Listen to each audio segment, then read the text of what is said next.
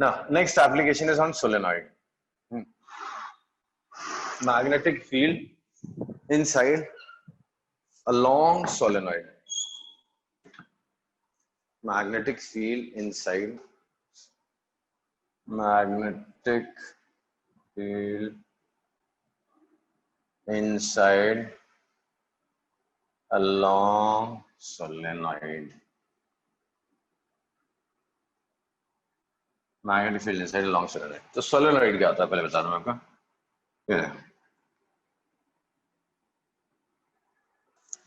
एक समझो रॉड है, किस चीज की है भूल जाओ, इसका रोल अगले चैप्टर में आएगा. जस्ट एक रॉड है, इसके ऊपर एक कॉपर वायर मैंने वूंड कर दिया ऐसे, इसके ऊपर एक कॉपर वायर वूंड कर दिया, राइट. और ये कॉपर वायर है, एक एंड से इसके करंट इन हो रहा है, दूसरे एंड से करंट आउट हो रहा है. तो ये जो चीज बनी है इसको बोलते हैं हम सोलेनॉइड. तो solenoid is a current carrying wire wounded over a materials, a core, और कुछ भी नहीं, हवा भी रहेगा तो भी चलेगा.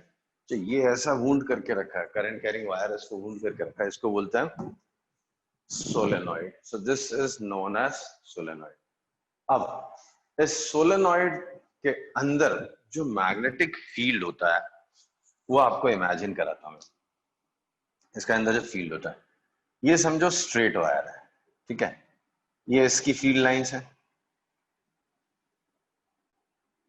ये समझो इसकी फील्ड लाइंस है, राइट. ना इमेजिन अगर मैं इसको बेंड कर दूं, ऐसा बेंड कर दूं तो इसकी फील्ड लाइंस कैसे हो गई थी. ये सारे जो ये जो एंड है इसकी फील्ड लाइंस ऐसी ही थी और इसकी ऐसी थी और इसके बाद में ऐसी.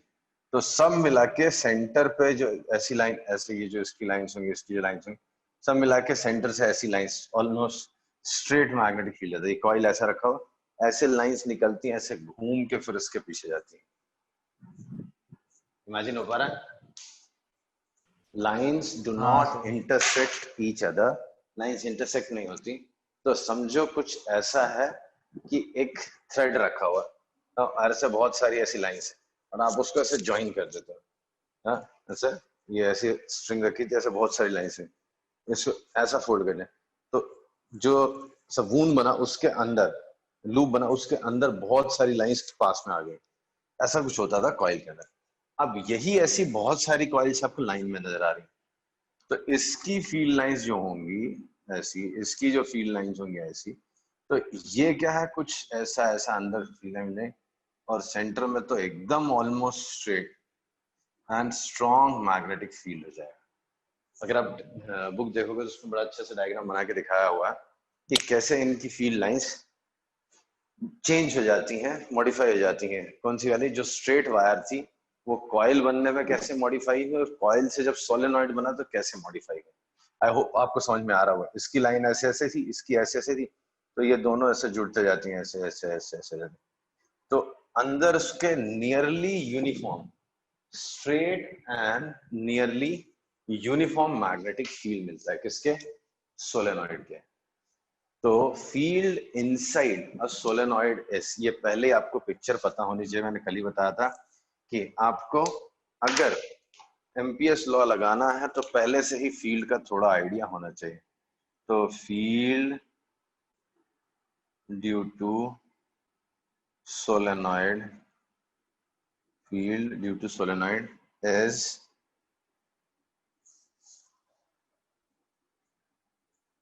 nearly straight and uniform, nearly straight and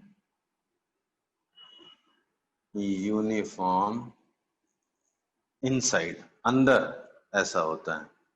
whereas field outside is negligible, nearly zero as compared to field inside. So whereas field outside is nearly zero. बाहर तो आप फील्ड मानो ही ना, खत्म ही है.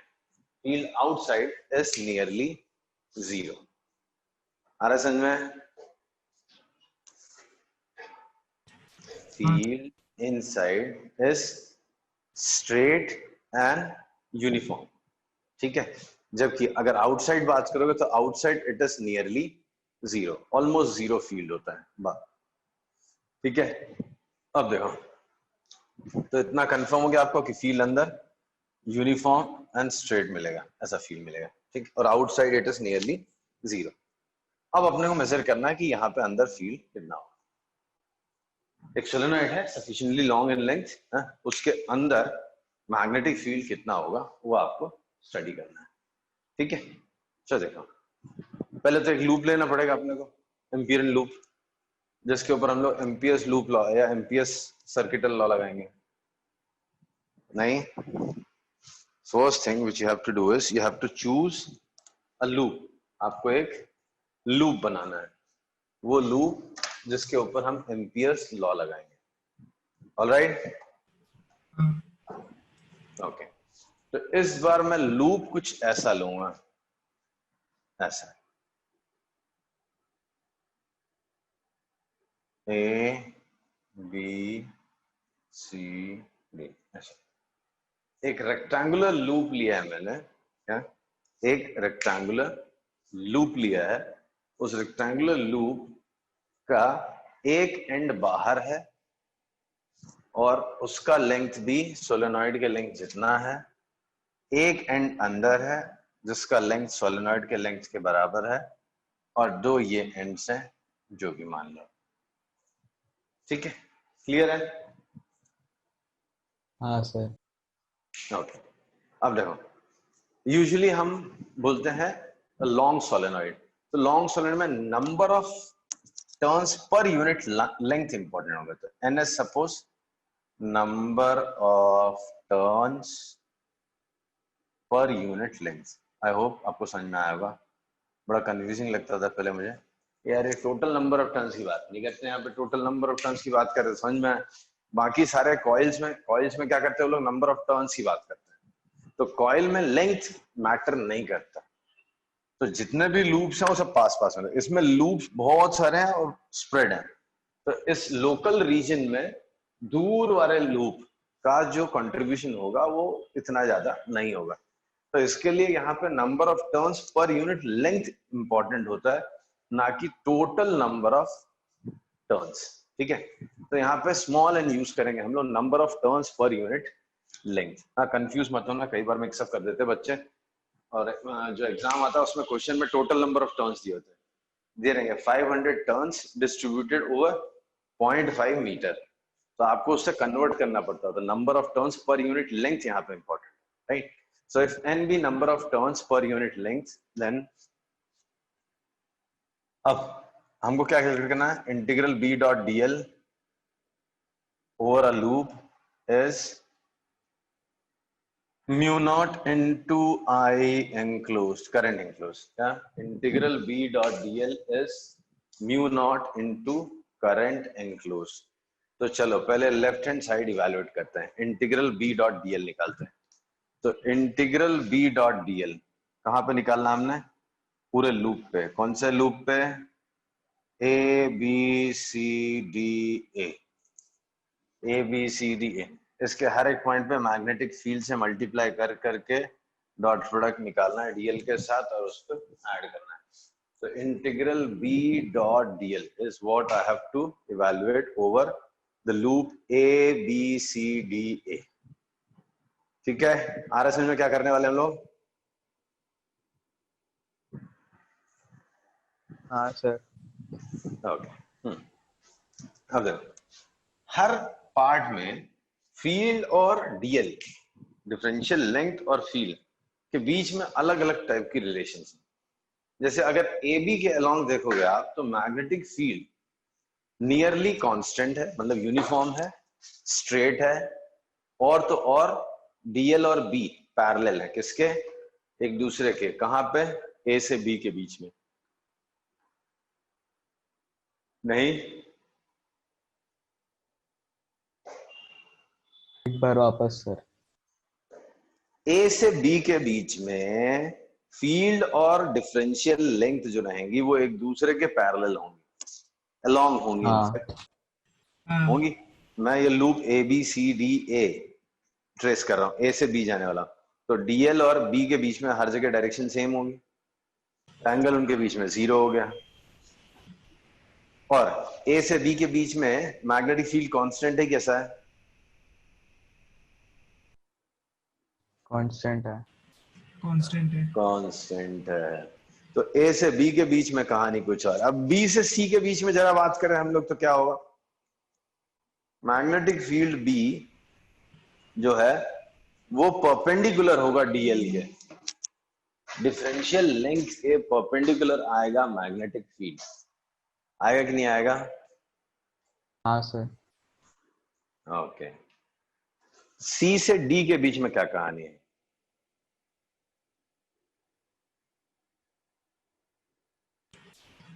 सेम होगा ना, ए बी के जैसा है। फील्ड आउटसाइड इज नियरली 0, तो बात ही ना करें अपन।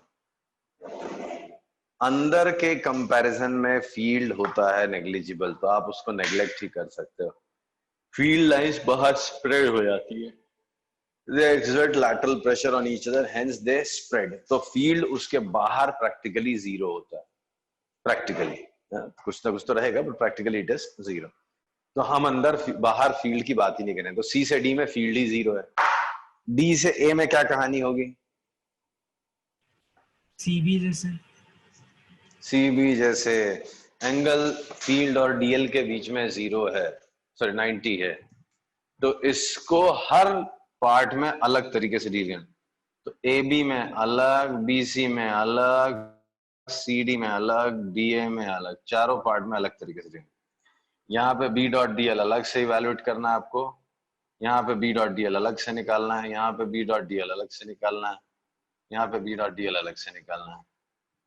यहाँ पे थीटा 0 है, यहाँ पे थीटा 90 है, यहाँ पे थीटा 180 है, बट बी का वैल्यू 0 है, यहाँ पे थीटा 90 है। तो b into D L into cos 0 over length A B, cos 0 1 हो गया, थीटा 90 है, कॉस 90 0 हो गया, b का वैल्यू ही 0 है, थीटा का वैल्यू 90 है, तो 0 हो गया। ये कहा गया। तो ले दे के बचा integral of B D L over length A B. आ रहा है समझ में? हाँ सर। तो b कांस्टेंट बाहर आ गया, इंटीग्रल ऑफ डीएल, ऐसे जो छोटे छोटे छोटे छोटे लेंथ है वो कितने होंगे? यहाँ यहाँ यहाँ यहाँ यहाँ, तो सोलेनॉइड की लेंथ होगी उतनी लेंथ का मैंने अपना लूप लिया था, तो बी एल। तो integral B dot D L over the loop A B C D A is B into L. आधा काम मेरा खत्म, half of the job is done. अगली कहानी है मेरी, क्या नेक्स्ट पार्ट क्या है? इसको इक्वेट करना है करंट एंक्लोज से, ठीक है? तो व्हाट इज करंट एंक्लोज? तो ये ऐसे टर्न्स बना दिखाए मैंने, पीछे से आ रहा है या तो आगे से जा रहा है, अंदर जा रहा है, एक और टर्न, एक और टर्न, एक और टर्न, एक और टर्न। अगर आप ध्यान से देखो, ये पेन है, ठीक है, ये ऐसा कट करके मैंने लूप दिखाया आपको। हाँ, तो ऐसा मैं दिखाऊं, अगर आपको एक टर्न बाहर आया, फिर 2 करंट बाहर आया, 3 4 5 6, तो ऐसा जो एक फेस है जिस सारे एक एक करके बहुत सारे करंट एलिमेंट्स बाहर आ रहे हैं। तो करंट एलिमेंट्स बाहर आते हुए आपको नजर आ रहे होंगे, आ रहे हैं नजर आपको? several current elements will be seen coming out of the loop plane of the loop. समझा सर। Very good. तो ऐसी कहानी होने के बाद क्या हुआ? तो B इंटू एल हो गया, सॉरी, तो कितने लूप बाहर आ रहे हैं? Number of loops intersecting plane of solenoid के प्लेन को कितने loop, sorry, plane of loop is per unit length. कितने लूप है? How many loops are there per unit length? M. Sorry, per unit length कितने loop है लिखा है ना इधर, ये तो N बोलो। N n तो टोटल लेंथ में कितने हो जाएंगे, n इंटू एन। NL तो कितने लूप्स कट करके बाहर आ रहे हैं, NL। हर एक लूप से एक एक करंट बाहर आ रहा है, तो करंट एनक्लोज कितना हो गया, therefore current enclosed is NL into I। एक लूप में I करंट आ रहा है, therefore sorry current enclosed is equal to NLI। therefore current enclosed is equal to NLI। ये हो गया। अब finally B into L is equal to N into L into I। LL cut sorry mu naught N I, तो ये हो गया। तो B का वैल्यू आ गया म्यू नॉट एन आई।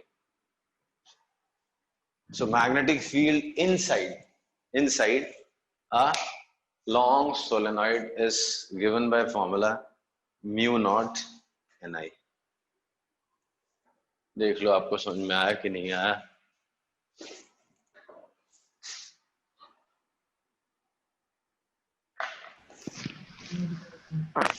आया समझ में? हाँ सर आ गया। Very good. तो ये कहानी है हमारे सोलेनॉइड की। तो सोलेनॉइड के अंदर किसी भी पॉइंट पे मैग्नेटिक फील्ड का फॉर्मूला है म्यू नॉट एन आई। बाहर यहां समझो जीरो। जस्ट एंड्स पे फील्ड थोड़ा सा वीक हो जाता है, एंड इफेक्ट बोलते हैं, कुछ तो फ्रिंज इफेक्ट बोलते हैं। वहां पे एंड्स पे आपको हाफ म्यू नॉट आई हो जाता है, यहाँ पे half of mu naught N I हो जाता है। भूल गया तो भी चलेगा, कभी नहीं आया आज तक क्वेश्चंस पे। एंड्स पे हाफ म्यू नॉट आई हो जाता है। अंदर पूरा हम लोग एज्यूम करके चलते हैं कि म्यू नॉट एन आई है, भले थोड़ा कम ज्यादा हो, मुझे मतलब नहीं। अपने बुक्स के हिसाब से अपने लेवल पे it is nearly constant and it is mu naught N I, and outside it is zero. Practically यहाँ पे फील्ड जीरो होता है, जो फील्ड है वो अंदर ही होगा। क्लियर है?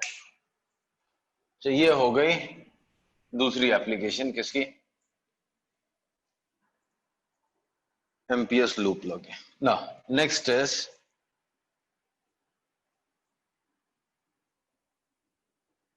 टोरॉइड। सोलेनॉइड हो गया टोरॉइड। ना टोरॉइड क्या है? Toroid is another form of solenoid. कैसे? इसी को जो सोलेनॉइड था इनसाइड टोरॉइड, तो ये जो सोलेनॉइड था उसको ऐसे एंड टू एंड बेंड करके इसको सर्कल बना दिया, तो ये बन गया टोरॉइड। तो जो इस पे कॉइल्स थी वो कॉइल्स कुछ ऐसी हो गई।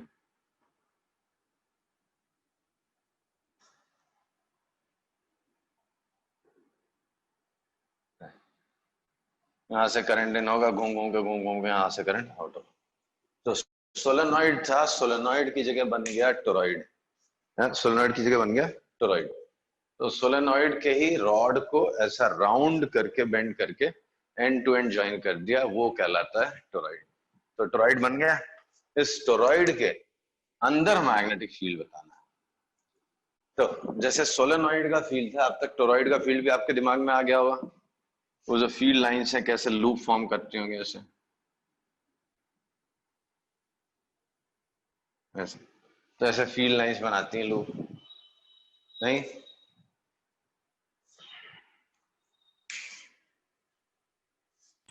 हाँ सर। समझा? ओके। सो समझो radius of toroid is R. Radius of toroid is R. तो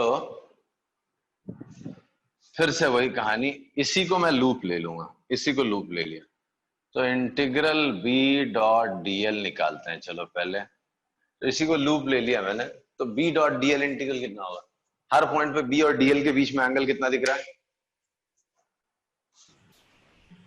what is angle between B and DL? 0 0। तो cos 0 हुआ 1, तो बचा इंटीग्रल B DL। B हर पॉइंट पे कांस्टेंट नजर आ ही रहा है, इंटीग्रल DL बना 2 पाई। R ठीक है?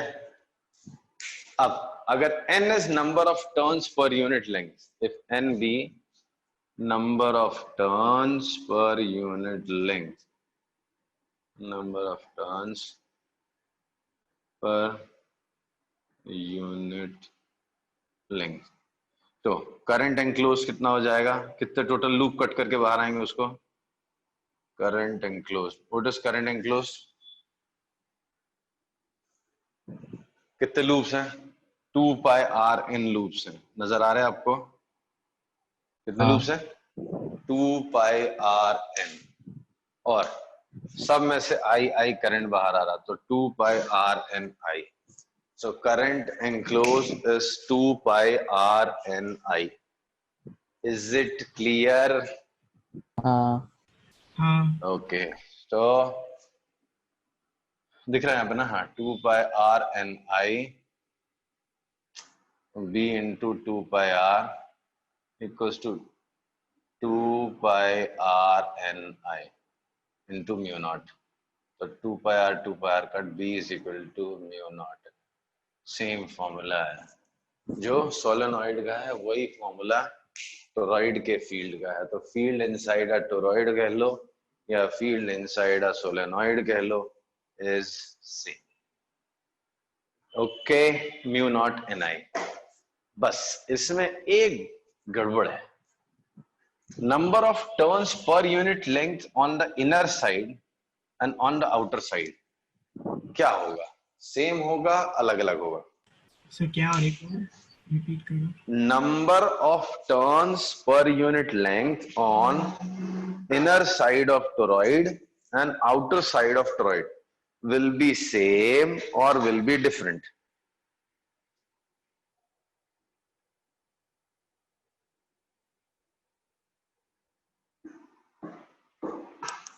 बोलो, सबने रियल लाइफ में फील किया होगा, ऐसा स्ट्रेट वायर था, तो सॉरी स्ट्रेट सोलेनॉइड था, तो उसको जब ऐसे राउंड करके आप सर्कल बना दोगे तो अंदर वाले एजेस पे पास पास में लाइंस नहीं आ जाएंगी और बाहर वाले पे दूर दूर, अलग अलग होगा. अलग होगा. कहाँ पे ज्यादा होगा एन की वैल्यू, अंदर साइड या बाहर साइड, अंदर. अंदर ज्यादा होंगी, पास पास में रहेंगी लाइंस, और बाहर क्या है, कम हो जाएंगे, क्योंकि ध्यान से देखो नंबर ऑफ टर्न्स उतना ही है, लेकिन आउटर सरकमफ्रेंस का लेंथ 2 पाई आर है, इनर वाले का 2 पाई स्मॉल आर. कुछ नहीं समझा? उत्कर्ष, समझा सर. हाँ सर. डिफरेंट होगा, तो एन का वैल्यू अंदर ज्यादा होगा, क्यों, टोटल नंबर ऑफ टर्न्स तो भाई हर जगह उतरेंगे, तो एन क्या होगा, small N, total N upon 2 pi R, बाहर वाले का आर ज्यादा है, अंदर वाले का आर कम है, तो दोनों का एन का वैल्यू कम होगा, तो इसमें अंदर साइड जो फील्ड है वो स्ट्रांग होता है, बाहर साइड में फील्ड थोड़ा वीक होता है. ठीक होता है. बट ठीक है, प्रैक्टिकली हम लोग सेम ही समझते हैं, थ्रू आउट सेम मान के चलते हैं. ओके, हाँ सर. ठीक है, तो इस तरह से ये चैप्टर हमारे तरफ से खत्म हुआ. अब करने हैं हमने थोड़े से न्यूमेरिकल्स, वैसे तो कराए हैं मैंने काफी, बट फिर भी और करेंगे, फिर चालू करेंगे मैग्नेटिज्म.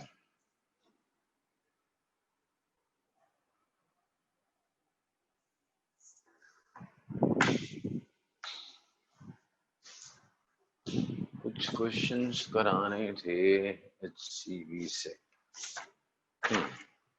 नहीं मेरे पास क्वेश्चंस निकाले जिससे मैंने.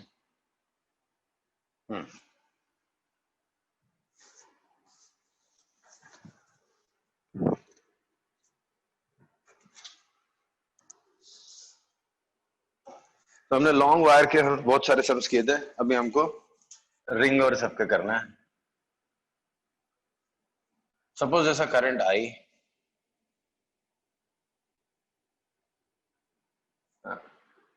carried by this wire which splits here and splits here like this, फिर यहां से स्प्लिट हो गया, वैसे वापस निकल जाता है, तो ये रेडियस है r, करंट है I, you have to measure the field at this point, find field at point A. ओ कर देता हूँ, सेंटर है ओ, पॉइंट ओ पे आपको फील्ड निकालना। समझा नहीं समझा? क्वेश्चन समझ में आया? नहीं आया तो वापस क्वेश्चन समझाऊं? करना तुमने। वापस। ओके सी, ये इधर से वायर से करंट आ रहा है, वायर से करंट आ रहा है ना? हाँ हाँ सर। हाँ, तो ये करंट को मैंने स्प्लिट कर दिया, से डिवाइड कर दिया। इधर 3/4 ऑफ रेजिस्टेंस है, इधर 1/4 ऑफ रेजिस्टेंस, ऐसा कुछ सोचना है आपको। तो करंट डिवाइड हो गया, स्प्लिट हुआ।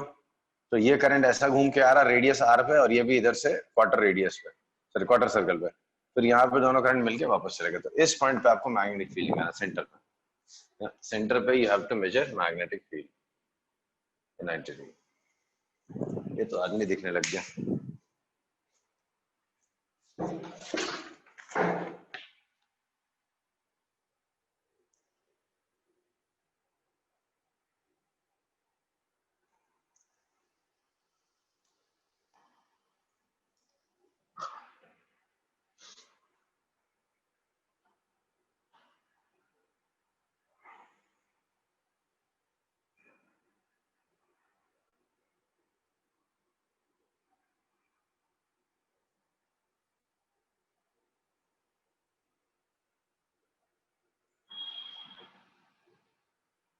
सर जीरो है क्या? नहीं, सेंटर से अगर होता तो जीरो आएगा। इसका प्रॉपर मेजरमेंट आएगा, करो।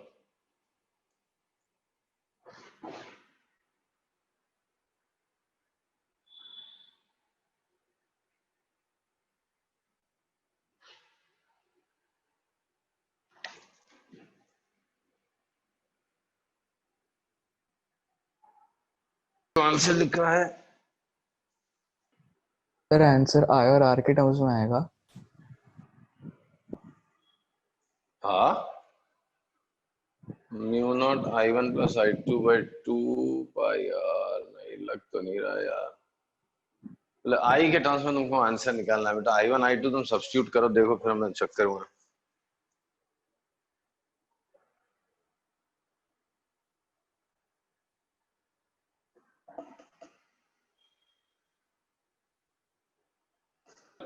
Mu zero I by 2 pi R. नहीं, नीचे पाई तो इसमें आता ही नहीं। 2 पाई आर नहीं। सोचो अगर फुल सर्कल होता तो कितना फील्ड होता है?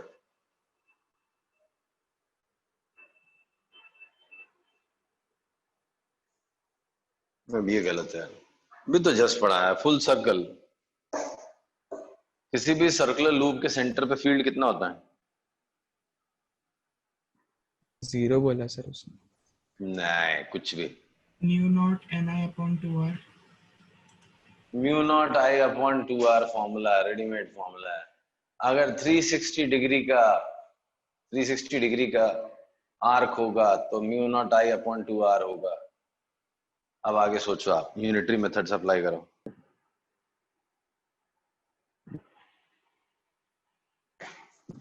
कर दो सी। ये अगर सर्कल होता पूरा आई करंट लेके, तो यहाँ पे मतलब 2 पाई एंगल के पीछे mu naught I upon 2r होता है। तो पर रेडियन अपॉन 2 पाई हो जाएगा, पर रेडियन। तो अगर अल्फा एंगल होगा रेडियन में, तो कितना हो जाएगा अल्फा एंगल के लिए? Mu naught I alpha upon 4 pi R. और ऐसा मैं क्यों कर पा रहा हूं? बिकॉज जितने भी डिफरेंशियल लेंथ होंगे उन सब के फील्ड एक ही डायरेक्शन में होते हैं।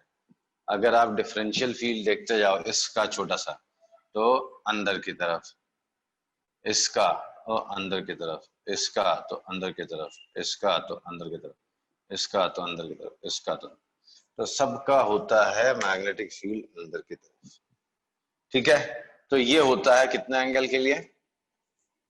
तो ये ऐसा घूम रहा है, राइट? तो ये अंदर की तरफ इस पार्ट का, इसमें करंट I1 है, इसमें करंट I2 है। तो इस पार्ट का कितना हो जाएगा? B1 ले लेता हूं। B1 कितना हो गया? Mu naught I alpha, alpha हो गया 3 pi by, sorry 3 pi by 2 upon 4 pi R. ठीक, अब आ जाओ B2 पाई पाई कट, B1 कितना हो गया सिंप्लीफाई करके? म्यू नॉट आई बाय 4r आया मेरा। I1 और I1 कितना हो जाएगा? इसका रेडियस 3r है, इसका r है, तो इसमें जाएगा 1/4 ऑफ करंट, तो I1 is 1/4, mu 0 is 1/4 into 3/2 upon 4r, तो कितना हो गया? 3 mu naught I upon 32r। ये B1 हो गया डाउनवर्ड्स इनटू द प्लेन। कैसे आया? अब B2 निकाल लो भाई। क्या? वो करंट कैसे आया 1/4? देखो ये करंट यहाँ पे डिवाइड हो रहा है, नेचुरली इस साइड का रेजिस्टेंस ज्यादा है, इसका रेजिस्टेंस कम है, हाँ इसका लेंथ L है, इसका 3L है, ट्रिपल लेंथ है, तो जो ट्रिपल लेंथ है उसका रेजिस्टेंस 3 टाइम्स होगा छोटे वाले का, हाँ समझ तो गया। छोटे वाले का रेजिस्टेंस R है तो बड़े वाले का 3R है, हाँ तो 1:3 के रेशियो में डिवाइड होगा, तो 1/4 जाएगा ऊपर से, 3/4 जाएगा नीचे से, ओके। तो ये B1 हो गया। B2 निकाल लो, B2 कितना आएगा? ओहो लगता है 0 आएगा। B0 I2 only pi by 2 upon 4 pi R, तो I2 कितना हो गया? 3/4 of I into pi by 2 upon 4 pi R। ओह सेम ही आ रहा है, 3 mu naught I upon 32R, और ये हो गया अपवर्ड्स, तो कुल मिला के हो गया कैंसिल, कैंसिल हो गया। मैंने 0 बोला था। हाँ तो ऐसा जरूरी नहीं था ना 0 आया बस, लेकिन ये तो इत्तेफाक हो गया, ये हमेशा ही आएगा। एक बार जनरल करके देखो, जनरल क्वेश्चन बना के देता हूँ, जनरलाइज करके देखो तो थोड़ा सा तकलीफ होगी अंदर, बट करके देखो तो, मैंने भी कभी सोचा नहीं ऐसे।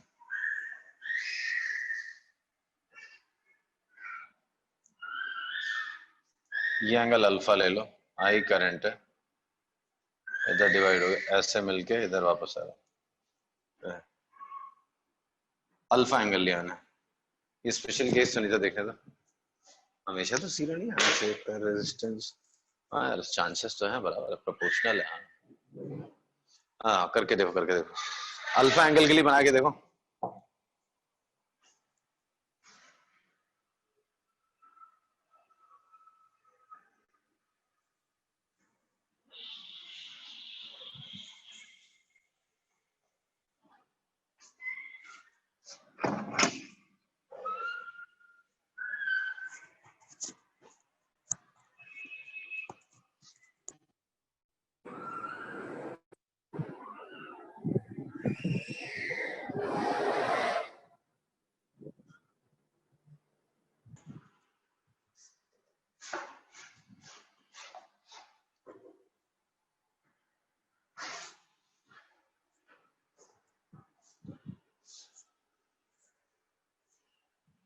आया आंसर?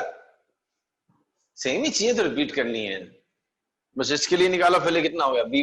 B1 इंटू I1 कितना हो गया? ये अल्फा कितना हो गया? 2 pi minus alpha, 2 pi minus alpha, तो कितना हो गया? अपॉन 4 पाई R, ठीक है, तो mu naught upon 4 pi R 2 pi minus alpha, ऐसे ना, ये लेंथ और ये लेंथ का रेशियो कितना है? ये है अपना 2 पाई माइनस अल्फा, 0 नहीं तो आया। 2 पाई माइनस अपॉन 0 नहीं आ रहा ना, okay, 2 pi minus alpha is to alpha ratio है, तो करंट किस रेशियो में डिवाइड होगा? इधर से जाएगा अल्फा अपॉन 2 पाई इंटू आई, और इधर से जाएगा 2 pi minus alpha I upon 2 पाई। नहीं आ रहा है, हो गया, दिस इज टोटल क्या 2 पाई आएगा, तो अल्फा अपॉन दिस इज, तो इससे जाएगा अल्फा अपॉन 2 पाई आई, ठीक है।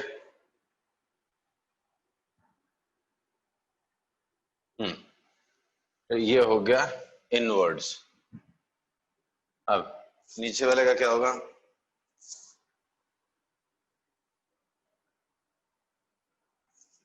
Mu naught I2, mu naught I2 alpha कितना था? Alpha mu naught I2 alpha upon 4 पाई।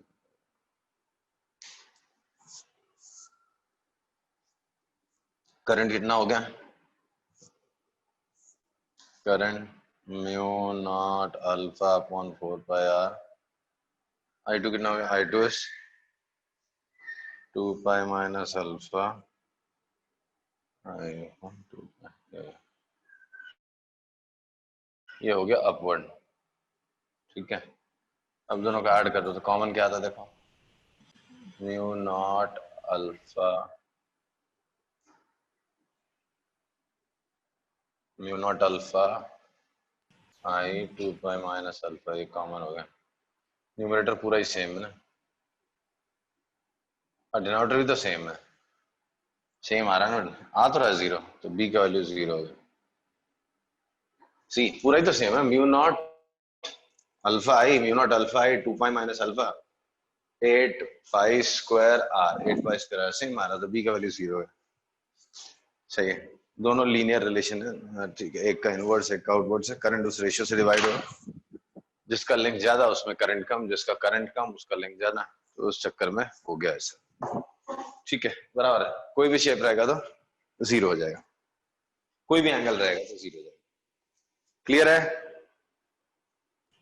हाँ सर।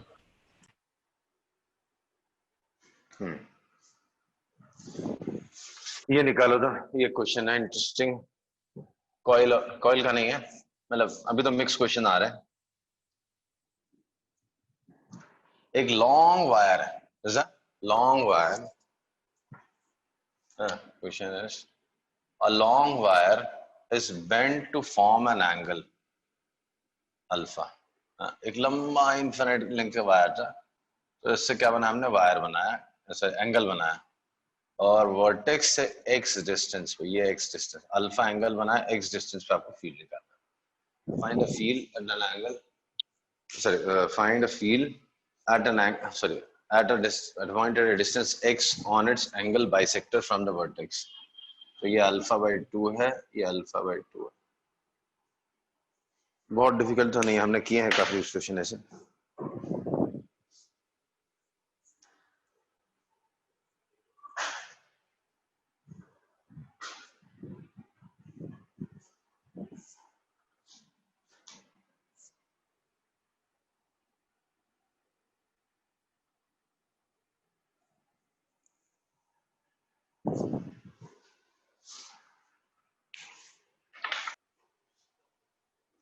कोई कर रहा है या कोई कर भी नहीं रहा है?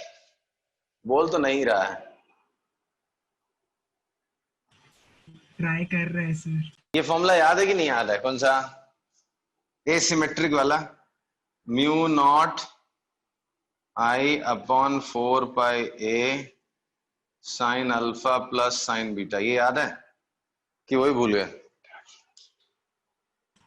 याद है सर, मिथिलेश ने आंसर लिखा सर। मिथिलेश ने आंसर लिख दिया, क्या लिखा है देखने दो, अभी तो मुझे भी कैलकुलेट ही करना पड़ेगा, मुझे कौन सा मालूम। 2 mu naught I sine 90 minus sine 90 minus alpha by 2 cos alpha लिख दो, alpha by 4 pi x. Let's check, suppose this angle is, ये कितना हो जाएगा? ये अल्फा बाई 2, ये 90, तो ये 90 माइनस अल्फा बाई 2 हो गया, ठीक है। और ये अल्फा का value 90 minus alpha by 2, beta का वैल्यू हो गया 90, तो इस पॉइंट पे आ जाएगा mu naught I upon 4 pi ए की वैल्यू क्या होगी वो सोचनी है आपको, ये है ए, ठीक है। तो ये x है, ये अल्फा बाई 2 है, तो ये x साइन अल्फा बाई 2 हो जाएगा, x sine alpha by 2 into sine 90 minus alpha by 2 और 90, तो 1 प्लस कॉस अल्फा बाई 2 हो गया, मेरे हिसाब से ये आ रहा है, ठीक। अब इसका फील्ड ऊपर की तरफ, इसका फील्ड भी ऊपर की तरफ, तो इसका डबल हो जाएगा। तो ये आंसर हो जाएगा नेट फील्ड। ये B1 हो गया हमारा, सिर्फ इस वायर की वजह से। इसका फील्ड अपवर्ड्स, इसका फील्ड भी अपवर्ड्स। तो सिमेट्री के हिसाब से इस लेंथ का जो इसका जो बनेगा, इसका फील्ड, दोनों का फील्ड तो मैग्नीट्यूड में सेम होगा, डायरेक्शन भी सेम हो गया, तो ऐड कर लो सीधे से, मतलब डबल हो जाएगा। तो mu naught I 1 plus cos alpha by 2 upon 2 pi x sine alpha by 2, ये आंसर है। और तो मुझे कुछ नहीं दिख रहा। ये दिख रहा है आंसर, मुझे और कुछ आंसर नहीं दिख रहा। टू कहाँ से आया? कौन सा? ये नीचे वाला mu naught I upon 4 pi x into sine alpha by 2। ये देखो ना, ए क्या होता था, ये कंडक्टर उसका परपेंडिकुलर डिस्टेंस होता था। ये डिस्टेंस कितना होगा, ये x है, ये एंगल अल्फा बाई 2 है, ये 90 है, तो ये x साइन अल्फा बाई 2 और ये पोर्शन जो होगा x कॉस अल्फा बाई 2। तो इसकी जरूरत तो नहीं थी हमको, इसकी जरूरत थी तो x साइन अल्फा बाई 2। भाई वायर से इसका डिस्टेंस ही तो a होता था ना, तो a की जगह x साइन अल्फा बाई 2 डाल दिया, राइट? अगर इसको और थोड़ा सिंप्लीफाई करना है तो कर सकते हो, mu naught I 1 plus cos alpha by 2 क्या हो गया, 2 cos square alpha by 4 2 pi x, ये 2 sine alpha by 4 cos alpha by 4, cos alpha by 4 cut, 2 cut, cos by sine हो गया कॉट, तो mu naught I cot alpha by 4 upon 2 pi x, ये answer है। तो थोड़ा simplified दिखेगा। चलो 2-4 बुक से क्वेश्चंस करते रहो, मैग्नेटिक फील्ड मेजर करने वाले। नेक्स्ट क्लास में हम लोग और एक दिन पूरा करेंगे मैग्नेटिक फील्ड ऐसे निकालने वाला, फिर उसके बाद जाएंगे नेक्स्ट चैप्टर।